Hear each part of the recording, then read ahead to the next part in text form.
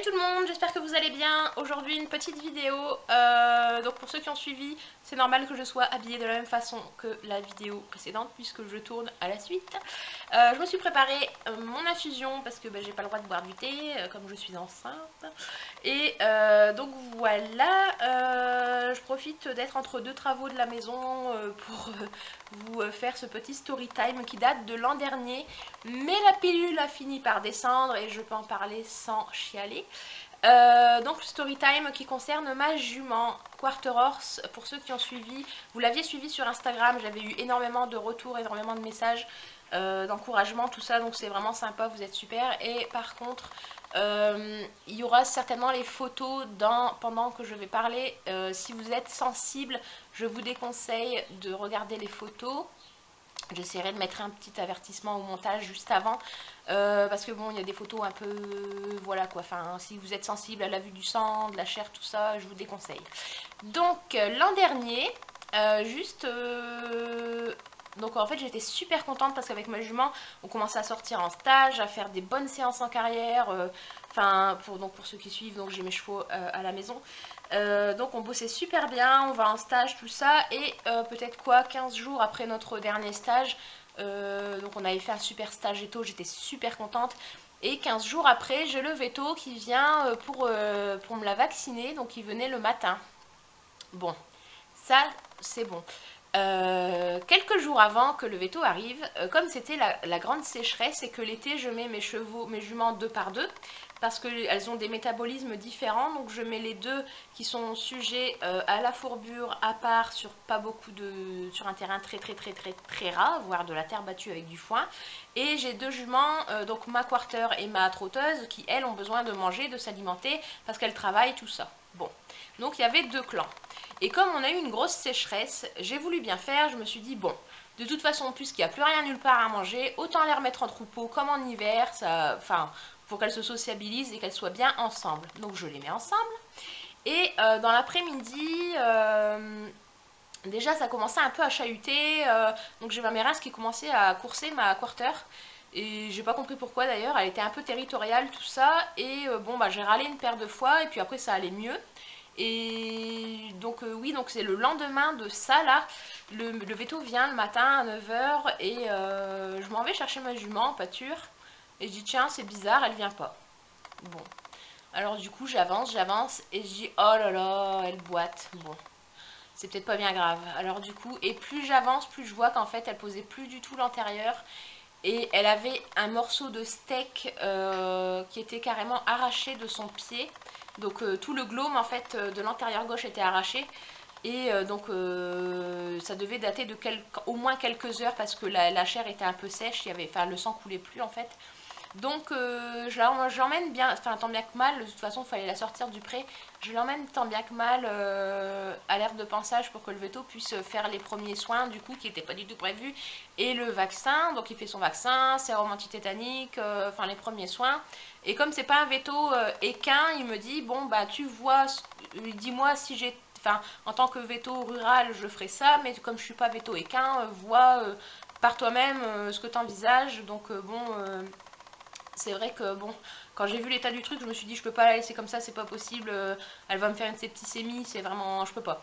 Donc j'ai envoyé des photos via Facebook à une clinique qui est pas, enfin, qui est pas loin d'ici, qui a à une petite heure de route, et clinique équine, et ils m'ont dit votre jument, il faut la ramener tout de suite en urgence, donc ok, donc il a fallu qu'on trouve un vent parce que moi j'en ai pas, donc j'ai une amie super sympa qui m'a prêté son vent et qui, coup de bol, était rentrée du boulot, donc elle a pu me prêter son vent et on est parti à la clinique. À la clinique, quand ils ont vu l'état du pied, très sincèrement, quand j'ai vu la tête des vétos, j'ai commencé à flipper. Parce qu'ils m'ont fait comprendre que ben, où c'était situé, il y avait des chances que de une, elle se soit arraché les petits os derrière le pied, et de deux, que les gaines tendineuses aient été touchées par tout ce qui est microbes, infections, tout ça déjà, alors que ça s'était passé depuis pas longtemps. Et heureusement que j'ai mes juments à la maison, que je les check tous les jours ou deux fois par jour, parce que je peux vous dire que si elle avait été ailleurs dans une autre pâture, je pense que je l'aurais retrouvée morte. Donc la veto nous a fait comprendre que il fallait faire vite et que d'abord on allait faire une échographie et que c'est l'échographie qui allait déterminer si malheureusement il fallait euthanasier ou si on faisait quelque chose. Donc j'ai une jument très très brave qui n'a pas bougé à l'échographie, elle n'a pas bougé une oreille.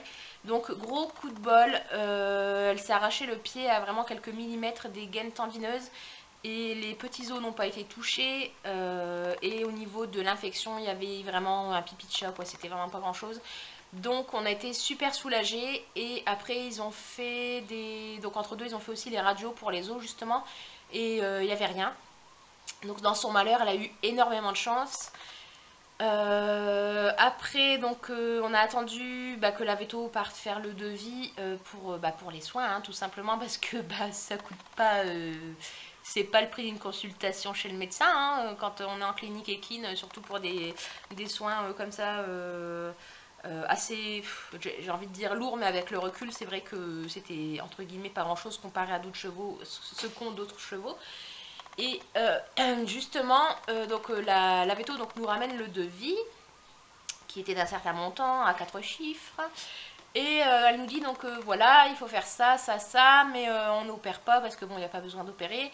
On va essayer de faire ça. Bon, elle nous explique très très bien. Vraiment, on a eu affaire à une super veto qui a gardé son calme, qui nous a pas fait paniquer pour rien, qui nous a tout expliqué de A à Z, de ce qui se passait, ce qui allait se passer, comment on envisageait l'avenir avec la jument, tout ça. Et ma jument étant assurée, chez Caval Assure d'ailleurs, j'ai aucun partenariat avec eux, je paye mon assurance comme tout le monde chez eux. Et j'ai pris l'option justement tiers payant chez Caval Assure, qui fait que je n'avance pas les frais quand j'ai quelque chose qui arrive sur cette jument. Du coup on leur a laissé la jument en disant que ok, on allait faire les soins, tout ça. Donc ils ont gardé la jument le soir. On a eu énormément de nouvelles via Facebook parce que je communiquais principalement avec le secrétariat sur cette plateforme-là. Et puis pas mal de coups de téléphone aussi de la part de la veto. Et d'ailleurs je me demande quand est-ce qu'ils dorment ces vétos parce que j'avais l'impression que limite elle était H24 sur place parce que voilà quoi. Donc je crois qu'on les remerciera jamais assez. Et donc elle est restée 4 jours en clinique. Je suis allée la récupérer. Elle a eu un plâtre 1 mois. Et ensuite elle est restée au box 4 mois je crois. Avec entre deux le retrait du plâtre et justement les soins post-trauma en fait à faire à domicile. Donc j'ai ma veto ici qui venait tous les 2-3 jours faire les soins avec son assistante. Et pareil, super veto, super soin, tout expliqué. Vraiment, il n'y avait pas de quoi nous faire paniquer, donc ça j'apprécie énormément. Donc les soins ont été effectués. Alors au début, à la clinique, ils nous avaient dit qu'ils n'étaient pas sûrs de récupérer le morceau de chair qui pendouillait en fait. Mais finalement, en ayant voulu s'en servir comme tampon pour refermer le pied, tout s'est remis, il y a eu des points de suture et tout s'est remis dans l'ordre en fait. Et la jument a eu le plâtre retiré entre deux avec les soins, bétadine, la totale, désinfection du plâtre, tout ça, parce qu'après il fallait remettre le plâtre, rebander, faire en sorte qu'il n'y ait pas de mouche. En plus c'était au mois de juin-juillet avec des températures pas possibles, donc entre deux elle m'a fait une petite rechute, une petite infection avec un peu de fièvre, donc elle a eu pas mal d'antibiotiques, tout ça, donc et c'est une jument vraiment en or parce qu'elle a jamais paniqué au box.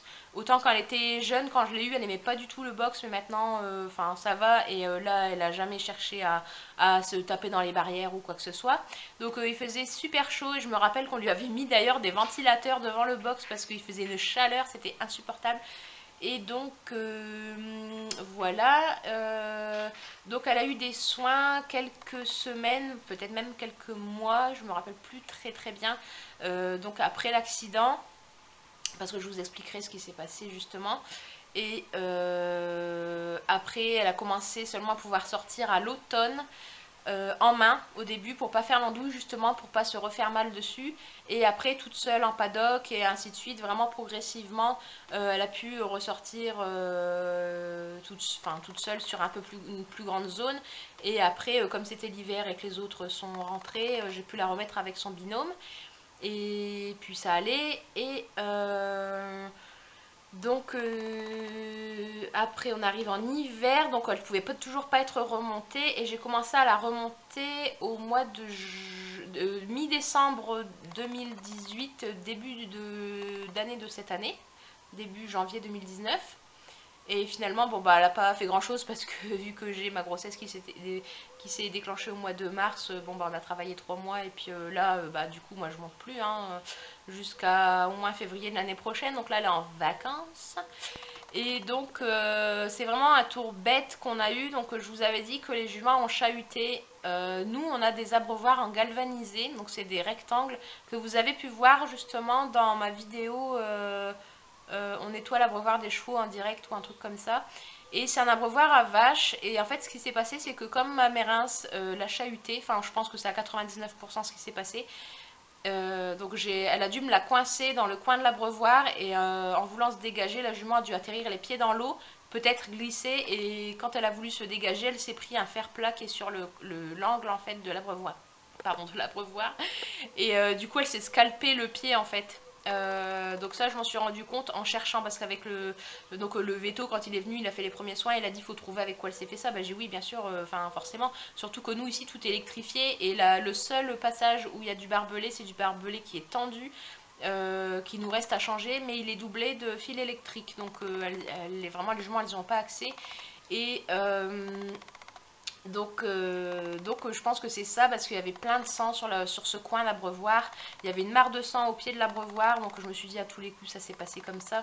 Surtout que c'était vraiment une coïncidence que la veille ça chahute très très fort et que bah, le lendemain matin elles soient blessées. Donc du coup maintenant elles sont punies et elles n'iront plus en troupeau à 4.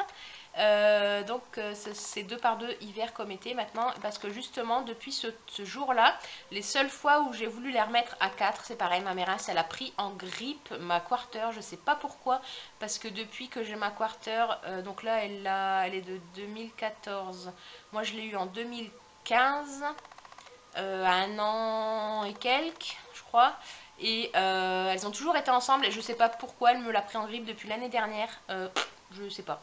Franchement, c'est un truc que j'ai beau y réfléchir, je sais pas trop. De la jalousie, je pense pas, parce que la Mera s'est montée, tout ça aussi. Donc, je sais pas. Si vous avez une théorie, faites-le moi savoir. Et donc, c'est vraiment un tour bête, enfin un tour con même de toute façon, où j'aurais clairement pu perdre ma jument. Donc là, le bac, j'en ai commandé un rond pour le changer. Enfin, on l'a, mais on l'a pas encore changé. Et de toute façon, maintenant, elles sont plus que 2 par 2, donc bon, il n'y a plus trop de risques, mais bon, dans le doute, je vais quand même le changer. Et c'est vraiment un tour bête, quoi, des trucs auxquels on pense pas, et enfin, on penserait même pas que ça arrive, et des fois, on pense que ça arrive qu'aux autres, d'ailleurs. Donc voilà, au niveau des vétos, comme j'ai dit, vraiment rien à redire, et vraiment un gros merci à la clinique vétérinaire du camp du Drap d'Or de Limbre, non c'est pas Limbre, c'est Ardres, à chaque fois je me trompe, c'est Ardres, donc c'est le G5, c'est un groupe de vétos en fait qu'on a ici dans les Hauts-de-France. Et pareil, la clinique vétérinaire de Fauquemberg, vraiment au top pour les soins post-trauma, rien à dire. Et aussi à Cavalassure, qui ne m'ont rien fait avancer pour les frais vétos. Ils ont tout payé en 7 jours, j'avais le chèque pour payer les vétérinaires, c'était vraiment du travail de pro. Et aussi à mon ami Mylène qui nous avait prêté le vent comme ça en coup de bourre en urgence. Un grand merci et donc vraiment pensez à tout dans les parcs de vos chevaux parce que ça peut être un truc mais inimaginable. Ils ont vraiment le chic pour aller se fourrer dans des trucs mais auxquels on penserait même pas. Et c'est pareil, il y a quelques années, j'ai ma quarter qui s'est roulée à côté, on avait fait une super séance, elle s'est roulée à côté des fils électriques, elle avait toute la pâture, elle avait 3 hectares pour se rouler, non, elle allait se rouler à côté des fils électriques, sauf que le temps que j'arrive pour la chasser, et ben, elle s'est tournée dans les fils, donc elle s'est pris le courant, elle a eu peur, elle a tout embarqué, donc pareil, lacération des postérieurs, tout ça, c'était assez superficiel, donc ça va, elle ne garde vraiment qu'un tout petit suros sur un postérieur, donc beaucoup de chance aussi, mais ils ont des fois de ces idées, les chevaux, mais je vous raconte pas. Et donc voilà, je voulais vous raconter ça pour vous dire de faire attention, que le moindre petit truc, ça peut être source d'emmerde, clairement. Enfin là, clairement, moi, ma jument, j'ai failli la perdre. Et je peux vous dire que vous faites pas la fière quand vous arrivez à la clinique et que les vétos, il faut comprendre qu'il y a une chance qu'on l'euthanasie. Clairement, enfin, vous passez du rose au blanc, mais blanc, blanc, quoi, le blanc comme un linge. Et donc voilà, donc faites super gaffe, faites le tour de vos parcs et essayez de vous faire des scénarios, même le plus débile, hein, parce que clairement ça peut arriver. Moi j'aurais jamais pensé que ma jument allait mettre son pied dans un abreuvoir. En plus un grand abreuvoir, un grand bac. Suffit vraiment d'une petite bagarre en fait.